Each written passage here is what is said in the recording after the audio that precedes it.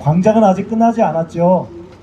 우리가 살기 위해서는 지난 겨울 우리가 지켜왔던 그 광장을 다시 이어가야 됩니다. 그래서 한 번 더 외쳐볼게요. 제가 기후정의로 하면 광장을 잇자. 메인 슬로건인 이 구호를 한 번 더 외쳐보겠습니다. 가지고 계신 모든 것들을 들고 한 번 외쳐보겠습니다. 기후정의로! 기후정의로! 기후정의로! 함성 한번 질러주시면 고맙겠습니다.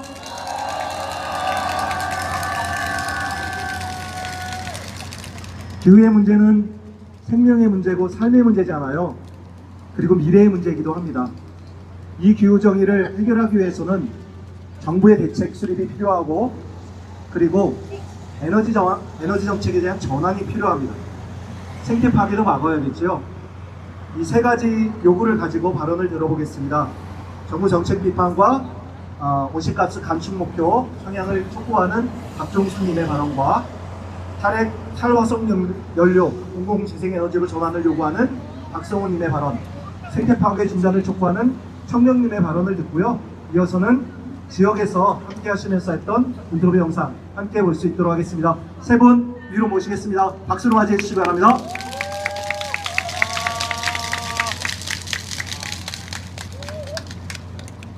여러분 반갑습니다.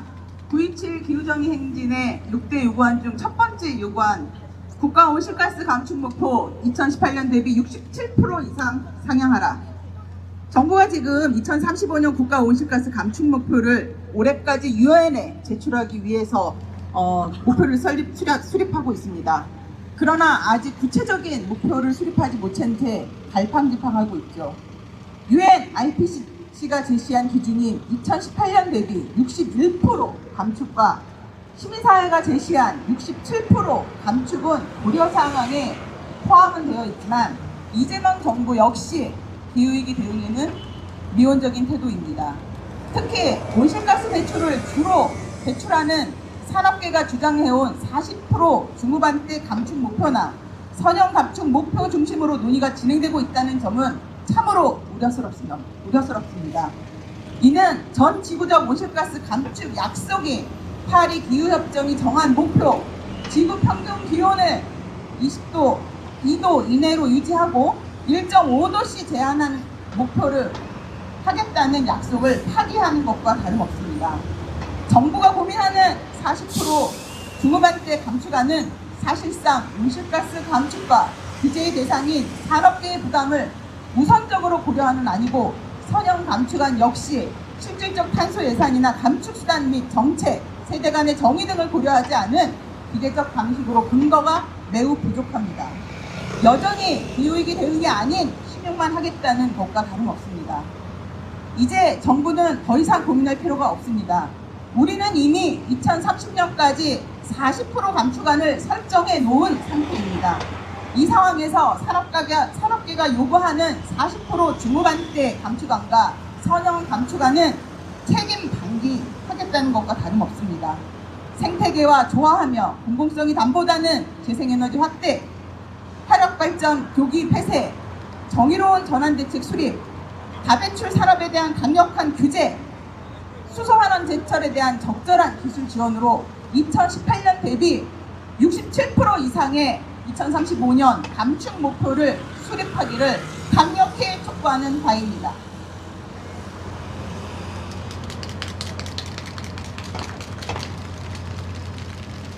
네, 안녕하세요. 음성에서 온 박성호입니다. 요즘 저희 집에 새 식구가 하나 생겼습니다. 바로 태어난 지 3개월 된 고양이인데요. 너무 귀엽습니다.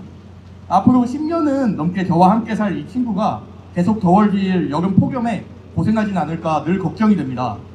하루 종일 에어컨을 켜주고 싶지만 전기 요금 고지서를 생각하면 망설여질 때가 많습니다. 생각해보면 이건 비단 저만의 이야기가 아닙니다. 충북 농촌의 어르신들, 아이를 키우는 부모님들 모두 똑같이 에너지 요금 걱정 속에서 살고 있습니다. 그런데 우리 머리 위 태양은 공짜이고 바람도 누구나 누릴 수 있는 자원입니다. 이걸 기업의 돈벌이가 아니라 주민의 권리로 돌려내야 하는 것, 그게 바로 공공재생에너지입니다. 지금의 재생에너지 사업은 대기업과 외부 자본이 주도하면서 지역 주민들은 혜택은커녕 소음과 환경 피해만 떠안는 경우가 많습니다. 이것은 공공성 없이 추진된 재생에너지는 또 하나의 개발 폭력이 되고 맙니다. 우리가 말하는 공공재생에너지란 이런 길을 벗어나지 않은 것입니다. 정부와 지자체, 시민이 함께 주도하고 수익은 기업이 아니라 지역과 시민에게 환원하는 구조를 만들자는 것입니다. 경기를 비롯한 에너지 문제는 단순히 기술이나 자본의 문제가 아니라 모두의 삶과 권리 그리고 기후정의의 문제라는 점을 분명히 하자는 것입니다. 오늘 청주에서 열린 9.27 충북 기후정의 행진에서 우리가 외치는 말들은 어찌 보면 당연한 이야기입니다. 에너지를 기업에서 시민으로 소수의 이윤에서 모두의 권리로 되돌리자는 것입니다. 햇빛과 바람을 공공의 힘으로 바꾸어 우리의 삶을 지켜냅시다. 저도 제 고양이도 그리고 여러분도 우리 모두가 함께 조동하게 살아갑시다. 감사합니다.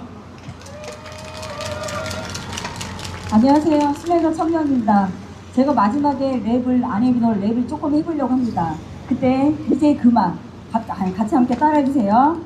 청주 시민 여러분, 충북도민 여러분, 기후정의를 외치는 이 자리에 참여해 주셔서 정말 고맙습니다. 기후정의란 무엇일까요? 저는 기후도 물생명도 더 이상 나빠지지 않도록 노력하는 일이라고 생각합니다. 하지만 어려운 현실입니다. 청주에서는 광역급행열차 CTX가 도시를 지나가게끔 한답니다. 1조 8천억이라는 막대한 예산, 그것도 절반을 세금으로 충당하고요. 그런데 수익은 민간 기업에 넘어간다고 하는데 교통 편의를 볼 때 효과도 그다지 없고 건설과 운행 과정에서 막대한 피해가 예상됩니다. 또 청주공항의 민간 전용 활주로도 더 맞는다고 하는데 국제선의 증가가 예상되어 탄소 배출 증가는 물론 미호강 인근의 생태 파괴도 우려되고 있습니다. 지금 경기도 용인에서는 삼성과 SK 하이닉스가 참여하는 반도체 클러스터 국가산업단지를 짓는다고 합니다.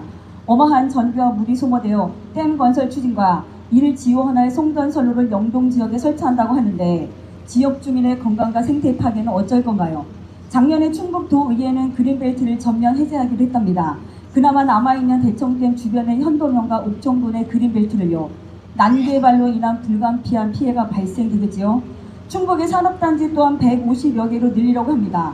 오송 3 산업단지를 포함하여 대규모 절대농지는 산업단지로 전환하고 제천, 보은, 증평 등지의 신규 단지를 계속 추진하고 있다는데 그동안의 충북의 숲 15억 평방미터가 사라졌어요. 기가 막힙니다. 이 몇 가지 벌어지는 일들만 봐도 하나같이 개발과 성장을 목표로 합니다. 사람과 생태가 파괴되어도 오로지 이윤만을 바라봅니다. 또 자본을 배불리는 일에 정치권은 열심이군요. 그렇다면 탄소중립위원회는 왜 만들었나요? 엉터리입니다.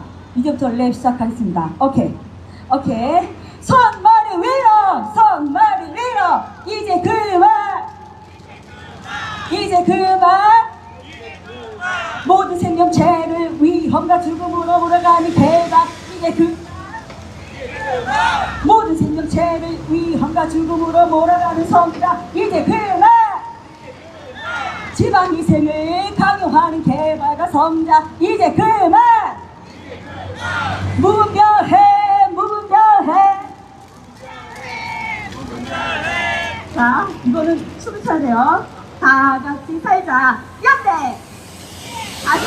다 같이 살자 연대! 다 같이 투쟁! 땡큐입니다. 고맙습니다.